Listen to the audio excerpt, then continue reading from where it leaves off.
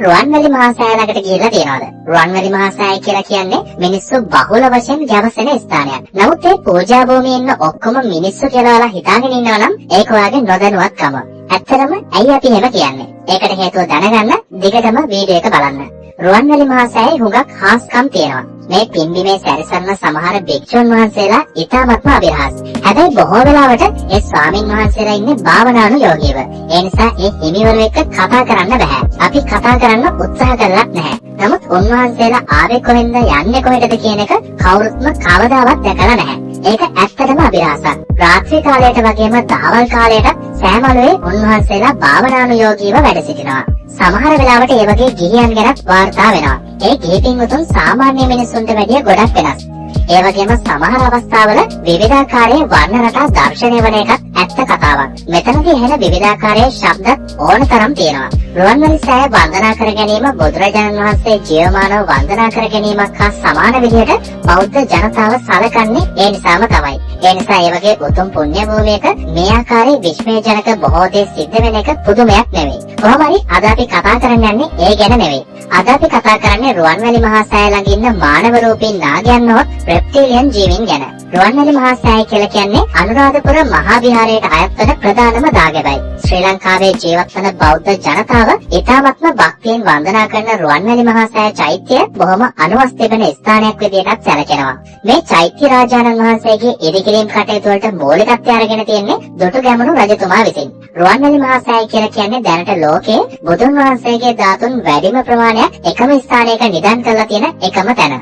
මේ චෛත්‍ය ස්වර්ණමාලී චෛත්‍ය විදියට නම් කිරීමත් ඉතාමත්ම අපූර්ව සිදුවීමක්. සෑය ඉදි කරන්න අවශ්‍ය පිරිසිදු කිරීම සිදු කරන අවස්ථාවේදී මේ භූමියේ පිහිටි රන්තෙලඹු ගසක වැඩ සිටි ස්වර්ණමාලී නම් දෙව්දුවක් තමාගේ දිව්‍ය විමානයේ පිහිටි ගස ඉවත් නොකරන්න කියලා මහරහතන් වහන්සේලාගෙන් ඉල්ලීමක් කරනවා. මහරහතන් වහන්සේලා මේ උතුම් සෑයේ අනුභවය ගැන ඇයට කරුණු පැහැදිලි කරලා වෙනත් විමානයකට සුදුසු ගසක් ඇයට පෙන්වා දෙනවා. ඒ තොරතුරු අසා සතුටුන් දේවතාවිය විමානයෙන් ඉවත් වෙන්න එකඟ වෙනවා. ඒත් සමගම මේ ඉදි කරන සෑය තමාගේ නමින් නම් කරන ලෙස ඉල්ලීමකුත් සිදු කරනවා. ඒ බව රහතන් වහන්සේලා විසින් රජුට සැලකිරීමෙන් පස්සේ තමයි මේ චෛත්‍යය ඒ නමින් ඉදි වෙන්නේ. ඉදි කිරීමේ කටයුතු වලට සහභාගී වෙන කිසිම කෙනෙක්ගේ සේවය නොමිලේ ලබා ගැනීමට රජතුමා කටයුතු කළේ නැහැ. ධාතු ගර්භයේ තැන්පත් කිරීමට ධාතු වැඩමවීමේ ක්‍රියාව පැවරෙන්නේ සෝනුත්තර නම් රහතන් වහන්සේට. සම්බුද්ධ පරිනිර්වාණයෙන් පසු බොදු සිරුරේ ඉතුරු වන ද්‍රෝණ 8ක් වූ ධාතුන් වහන්සේලාගෙන් එක් ද්‍රෝණයක් නාගලොවෙන් තමයි රැගෙන එන්නේ. නමුත් අවාසනාවකට මේ වගේ ක්‍රියාවක් ඉටු කළ දුටුගැමුණු රජතුමාට මහා සෑයේ වැඩ කටයුතු මුළුමනින්ම අවසන් වනතුරු ජීවත් වෙන්න වාසනාව ලැබෙන්නේ නැහැ. රුවන්වැලි මහා සෑයේ 4 කොන් 10 දක්වා පමණක් වැඩ අවසන් වෙලා තියෙද්දි වසර 24ක් පුරා රජකම් කරපු දුටුගැමුණු රජතුමා ජීවිත ගමනෙන් සමුගන්නවා. ඔහුගේ පාලන සමය සහ මරණය ගැන මහා වංශ, තූප වංශ ආදී පොත්පත්වල සඳහන් වුණත් මරණයට හේතු වුණු රෝගය පිළිබඳව නම් මේ වගේ සඳහන් වෙන්නේ නැහැ. දුටුගැමුණු රජතුමාගේ මරණය පිළිබඳව අප වුණත් අසා තිබෙන්නේ රුවන්වැලි මහා සෑයේ ගොඩනැගීම අවසන් වන්නට කලින් ඔහු යම් රෝගයකින් මරණාසන්න වුණු බවයි. ඒ වගේම සද්ධාතිස්ස කුමාරයා විසින් සෑයේ වැඩ නිම නොවූ ප්‍රදේශය සුදු රෙද්දකින් වසා ඔහුට පෙන්වූ බවත් සඳහන් වෙනවා. කෙසේ වෙතත් රජුගේ මරණය සිදුවීමට හේතුව වගේම එයට හේතු වුණු රජුගේ බිසවක් ගැනත් අප්‍රසිද්ධ ජන කතාවක තියෙනවා. රුවන්වැලි සෑයේ ධාතු නිදන් කළාට පස්සේ ඒවා වන්දනා කරන්න දිනපතාම වගේ නාගලොවින් නාගයන් පැමිණීම පුරුද්දක් වෙලා තිබිලා තියෙනවා. මේ අතර පාරේ නාරජුගේ දියණියන්ද සිටියා කියලා කියවෙනවා. ඇයව දැකලා ශෝභමාන පෙනුමට වශී වුණු රජතුමා ඇයව බලෙන්ම විවාහ කර අගබිසව තනතුරේ තියාගෙන තියෙනවා. රුවන්වැලි සෑයේ වඳින්නට ගිය දියණිය ආපසු නොපැමිණීම නිසාම ඇය සොයාගෙන යාමට නාරජු නාගයන් කිහිප දෙනෙක්ව අනුරාධපුරයට එවනවා. එම වැසියන් සමග කතා බහ කිරීමෙන් අනතුරුව දුටුගැමුණු රජතුමා එම නාග කන්‍යාව බලෙන්ම බිසව තනතුරේ තියාගෙන සිටින බවට දැනගත් විට ආපසු ගොස් එම පුවත නාරජුට වාර්තා කරනවා. ප්‍රථමව තමා සන්තකව නාලෝ තිබුණු ධාතුන් ගෙන යාමත්, දෙවනුව ඒව වැඳීමට ගිය තමාගේ දියණිය පැහැර ගැනීමත් නිසාම දුටුගැමුණු රජතුමා පිළිබඳව නාරජුට ඇතිවන්නේ බලවත් කේන්තියක්. දුටුගැමුණු රජුගෙන් පරිගැනීමට අදහස් කරන නාගරජු මානවයෙක් කැඳවලා දුටුගැමුණු මරා මිස නැවතෙන්න එපා කියලා ඔව්ව මනුෂ්‍ය ලෝකයට පිටත් කරනවා. අනපරිදි අනුරාධපුර පිහිටි රජුගේ මාලිගයට පැමිණෙන නාගයා රජුගේ සයනයට සැඟව සිට රජුට දෂ්ට කරනවා. නමුත් කපුරුනාද නම් රාජ විශ්ව වෛද්‍යවරයා රජුව විෂහරණ ඔරුවක ගිල්වලා නිලල්ලලා ඖෂධ ගල්වලා ප්‍රතිකාර කිරීමෙන් පසු රජු සුවපත් වෙනවා. නැවත වතාවක් නාලුවට නොයන ඔහු ඊළඟ සතියේ රජුට දෂ්ට කළත් කපුරුනාද වෙදතුමා රජුව නැවත වතාවක් සුවපත් කරනවා. මේ ආකාරයෙන් විවිධ තැන්වල විවිධ වෙලාවන් වල රැක සිටීමෙන් සත්වරක් රජුට දෂ්ට කළත් ඒ සියලු වතාවන් වලදී කපුරුනාද වෙදතුමා රජුව සුවපත් කිරීමට සමත් වෙනවා. රජු මරා දමා මිස ආපසු යන්නේ නැතයි අදිෂ්ඨාන කරන නාගයා රජතුමා මරන්නට උපායක් කල්පනා කරනවා. සුව කළ හැකි සර්ප දෂ්ටනයන් වගේම සුව නොකළ හැකි සර්ප දෂ්ටනයන්ද තිබෙන බවට දේශීය විශ්වවිද්‍යාලයේ සඳහන් වෙනවා. මරයෝග යනුවෙන් හැඳින්වෙන්නේ මේවා තමයි. යමෙකු මැරීමේ ශාස්ත්‍රය දන්නේ ඔහුව සුවපත් කිරීමට දන්න කෙනාම තමයි. ඒ නිසා රජුට දෂ්ට කිරීම සඳහා මේ වගේ මරයෝගයක් කපුරුනාද වෙදතුමාගෙන්ම අසා දැනගත යුතු බවට නාගයා කල්පනා කරනවා. මෙවර මිනිස් වෙසක් මවාගත් නාගයා කපුරුනාද වෙදතුමා ගාවට සුළු සේවකයෙක් විදිහට වැඩට යනවා. දිනක් ඔහු ඔබතුමා කිහිප විටක් රජු බේරගත්තා නොවේද? ඔබතුමාට සුව නොකළ හැකි දෂ්ටනයක් තිබේයයි මම නම් සිතන්නේ නැහැ කියලා පවසනවා.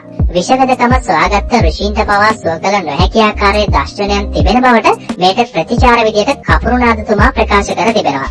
තමාටත් ඒවා කියා දෙන ලෙස නාගයා කළ එල්ලීම නිසාම රජතුමා ඝාතනය කිරීමට මේ විදිහට අසන බව නොදන්න වෙදතුමා දෂ්ට කළ ගමන් මරණයට පත්වන නැකත් වගේම පැය කිහිපයකින් දින කිහිපයකින් මරණයට පත්වන නැකත් ආදී ගැන විස්තරයක් නාගයාට පවසනවා. සාකච්ඡාවෙන් මද වේලාවකට පස්සේ වෙදතුමාගෙන් සමුගත්ත නාගයා නැවත වතාවක් හැරී මාලිගාවට ගිහිල්ලා අසාගත් නැකතක් පැමිණෙනතුරු රැකහිඳ දින 7කින් මැරෙන නැකතක් උදා වූ විට රජතුමාට දෂ්ට කරනවා. මේ නිසා දින කිහිපයකින් රජතුමා මරණයට පත් වෙනවා. කෙසේ හෝ මේ මිනිස් වැස්ස ගන්න පුළුවන් නාගයන් ගැන මිනිසුන් ගොඩක් විශ්වාස කරන්නේ නැහැ. ඒත් ඉතින් මේ ඉස්සර මේ වෙනකොට විද්වතුන්ම ඒ ගැන මතිමතාන්තර පළ කරන්න පටන් අරගෙන තියෙනවා. රෙප්ටිලියන් කියන ජීවීන් තමයි මේ මානව රූපී උරගයන් කියලා හඳුන්වන්නේ. මේ සත්ත්ව විශේෂයේ පෘථිවියේ අප අතරම වෙස්වලාගෙන ජීවත් වන බවට දැඩි මතයක් මේ වෙනකොටත් අප ලෝකයේ පුරා මිනිසුන් අතර ඇති වෙලා තියෙනවා. විවිධ පරීක්ෂකයන් සහ විද්වත් පුද්ගලයන් විසින් මේ උරග මිනිසුන් පිළිබඳව ඉදිරිපත් කරන ලද මතිමතාන්තර රාශියක් අපිට හොයාගන්න පුළුවන්. මේ ගැන තිබෙන එක් විශේෂ මතයක් තමයි මීට වසර මිලියන 65කට පමණ පෙර වාසය කළ ඩයිනසෝරයන්ගෙන් පරිණාමය වෙලා මේ උරග මිනිස්සු බිහි වුණායයි සැලකෙන මතය. ඒ වගේම දෙවනි මතය තමයි ඔවුන් ඇල්ෆා ඩ්‍රැකොනිස් කියන තරුපන්තියකින් පැමිණි බවයි. උරගයෙකුගේ වගේම මිනිසෙකුගේ ශරීරාංග වලින්ද හැඩ ගැහිලා තියෙන මෙයාලට මිනිසුන් වගේම පාද වලින් ඇවිදින්න පුළුවන්. බොහෝ දෙනා පවසන ආකාරයට රෙප්ටිලියන්ලා තමාගේම වර්ගයේ ජීවීන් සමග සංනිවේදනය කරන්නේ මනසින්. හැබැයි මිනිසුන් අතර සාමාන්‍ය විදිහට කතා බහ කරමින් කටයුතු කිරීමේ හැකියාවක්ද මොවුන් සතු වෙනවා.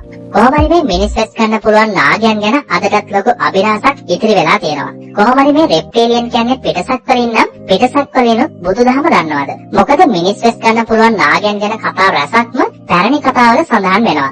හැබැයි එක කාරණාවක් අවසානයේදී කියන්නම ඕනේ. මේ බුදුදහමේ කතාවල සඳහන් වෙන නාගලෝකයේ ජීවීන් සහ රෙප්ටිලියන්ලා කියන්නේ වර්ග දෙකක්ද එකක්ද කියලා කියන්න අපි දන්නේ නැහැ. අපි මේ ඔයාලට ඉදිරිපත් කළේ ලෝකයේ මේ වෙනකොට ඇති වෙලා තියෙන මතිමතාන්තර වගේම ජනප්‍රවාද විතරයි. ඉතින් මේ හා සම්බන්ධව ඔයා හිතන්නේ මොන වගේ දෙයක්ද කියලා අනිවාර්යෙන්ම පහලින් කමෙන්ට් එකක් දාන්න අමතක කරන්න එපා. අපි මේ වගේම අලුත්ම වීඩියෝ වලින් හම් වෙන බලාපොරොත්තුෙන් අදට සමුවරගෙන යන්න තමයි සූදානම් වෙන්නේ. ඔයාලා තාමත් අපේ channel එක subscribe කරලා නැත්නම් අනිවාර්යෙන්ම පහලින් තියෙන රතු පාට බටන් එක ඔබලා subscribe